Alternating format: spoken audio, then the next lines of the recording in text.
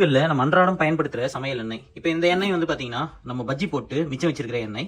So இந்த எண்ணெய் வந்து நம்ம எடுத்து டிஸ்போஸ் பண்ணிடுவோம் இல்லைங்களா? சோ இந்த டிஸ்போஸ் பண்ற எண்ணெய் எந்த அளவுக்கு ஒரு பெரிய பிசினஸ் அப்படின்றத இந்த காணொலியில நம்ம பார்க்கலாம். நம்ம வீடுகள்ல அன்றாடம் பயன்படுத்தக்கூடிய சமையல் எண்ணெய் நம்ம 2-3 தடவை யூஸ் பண்ணிட்டோம் அப்படின்னா அதை எடுத்து டிஸ்போஸ் பண்ணிடுவோம். பெரிய பெரிய கடைகள் போண்டா பஜ்ஜி எல்லாம் போடுறாங்க பாத்தீங்களா? பெரிய பெரிய ஹோட்டல்ஸ் எல்லாம் எடுத்துக்கோங்க. அவங்க எந்த அளவுக்கு சமையல் எண்ணெய் பயன்படுத்துவாங்கன்னு பாத்துக்கோங்க. சோ அந்த மாதிரியான கடைகள் எல்லாம் என்ன பண்றாங்க, அந்த மாதிரியான ரெஸ்டாரண்ட்ஸ் எல்லாம் என்ன பண்றாங்கன்னா எடுத்து டிஸ்போஸ் பண்ணிடுறாங்க. சோ அந்த டிஸ்போஸ் பண்ணக்கூடிய எண்ணெயை நம்ம ரீசைக்கிள் பண்றது மூலியமா SAF அப்படின்னு சொல்லப்படுற சஸ்டைனபிள் ஏவியேஷன் ஃபியூல் அப்படின்னு சொல்லிட்டு வந்து பண்றாங்க.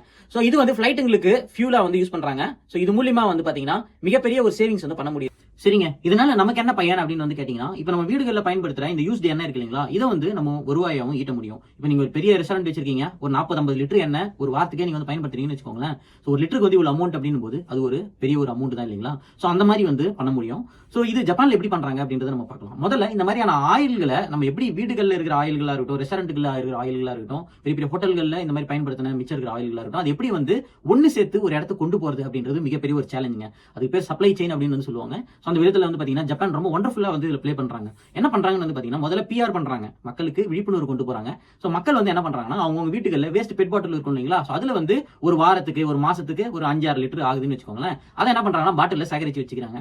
அதை எடுத்துட்டு போயிட்டு நியர்பையா இருக்கிற கன்வீனியன்ஸ் ஸ்டோர் இல்ல ஒரு பெரிய நீங்க ஒரு மாலுக்கு போறீங்க, இல்ல ஒரு சின்ன கடைக்கு போறீங்க, அங்கெல்லாம் என்ன பண்றாங்கன்னா இந்த சப்ளை செயின் அங்கங்க ஒரு பெரிய பெரிய கேனுங்களை வந்து நம்மளுக்கு வச்சிருக்காங்க. சோ இங்க போறவங்க என்ன பண்றாங்க, அந்த பெட் பாட்டில் எடுத்துட்டு போயிட்டு அப்படியே அந்த பாக்ஸ்குள்ளேயோ இல்ல எங்கன்னா வந்து ஊத்திட்டு போற மாதிரி இருந்தா ஊத்திட்டு போற மாதிரியும் பண்றாங்க. அது மூலியமா என்ன பண்றாங்கன்னா அங்க நிறைய ஸ்பாட்டுங்களை இன்க்ரீஸ் பண்ணி இந்த வீடுகளில் இருக்கிற சமையல் ஆயில்களை யூஸ்டு ஆயில் என்ன பண்றாங்கன்னா சேகரிக்கிறாங்க. சோ இதை சேகரிச்சு என்ன பண்றாங்கன்னா ஒரு மிகப்பெரிய ட்ரக் மூலியமா கொண்டு போய் அவங்க பிளான்ட் வந்து எடுத்துட்டு போறாங்க. உலகத்துல 40க்கும் அதிகமான நாடுகள்ல இருந்து இந்த மாதிரியான வீட்டுல பயன்படுத்தக்கூடிய இந்த சமையல் எண்ணெய்களை மொத்தமா சேகரிச்சு நெஸ்டே அப்படின்ற ஒரு நிறுவனம் என்ன பண்றாங்கன்னா சிங்கப்பூர்ல ஒரு மிகப்பெரிய ரிஃபைனரி வந்து கட்டியிருக்காங்க.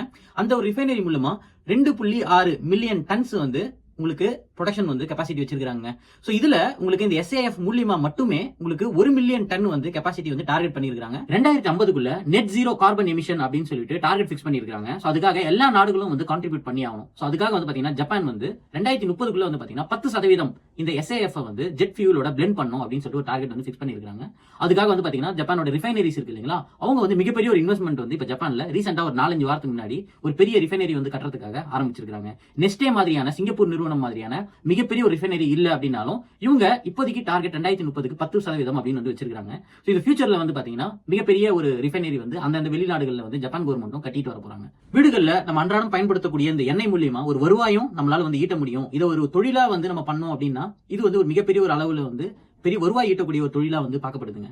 சோ இது மூலியமா நிறைய பேருக்கு வேலை வாய்ப்பும் வந்து இன்க்ரீஸ் பண்ணிக்க முடியும். சோ இது ஒரு வின் சிச்சுவேஷன் ஃபார் ஆல். அதாவது நம்ம வீடுகள்ல ஒருத்தர்கிட்ட 1 லிட்டர் வாங்குறோம்னா அவங்களுக்கு பணமும் போய் சேருது.